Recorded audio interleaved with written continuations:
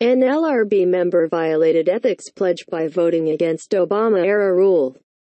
Report: National Labor Relations Board member William Emanuel violated a White House ethics pledge when he voted to reverse an Obama administration-era ruling on the joint employer doctrine. The board's inspector general found, according to a leaked internal document, that stopped short of saying Emanuel did so intentionally. Emanuel is a Trump appointee to board, which is the main federal labor law enforcement agency. He had previously been found by the Inspector General to have had a conflict of interest when he voted in a December case called Brand.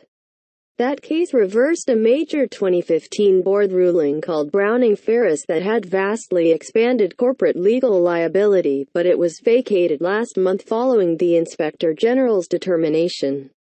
The conflict of interest determination was based on a finding that Emanuel's former law firm, Littler Mendelson, had represented a client in the earlier Browning-Ferris case.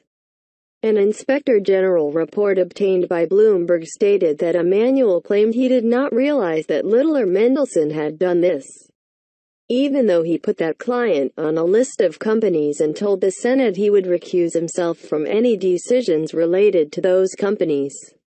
Still, that amounted to a violation of his White House pledge not to deal with cases involving former clients, Bloomberg reported. The report said that Emanuel's reaction after being informed of the discrepancy, and other statements defending his actions, showed a genuine lack of recall, and the record was not sufficient to show that he intentionally misled anyone. Democrats nevertheless called for further investigation. The Inspector General's investigation confirms that member William Emanuel violated his ethics pledge by participating in a case where he had a conflict of interest. In doing so, member Emanuel has undermined the public's confidence in the board's ability to protect workers' rights in an impartial manner, said Representative Bobby Scott, DVA, ranking Democrat on the Education and the Workforce Committee. The IG's probe was prompted by an inquiry from Democratic lawmakers including Senator Elizabeth Warren, D-Mass, had made to Emanuel in late January regarding whether he should have recused himself. The Brand and Browning-Ferris cases are significant because they involve the joint employer doctrine, when one business is so intertwined with a second one that it can be held legally responsible.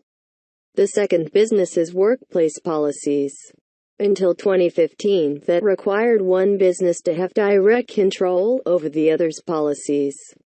But in the Browning-Ferris case, the then Democratic majority appointee NLRB changed the standard to the much vaguer indirect control.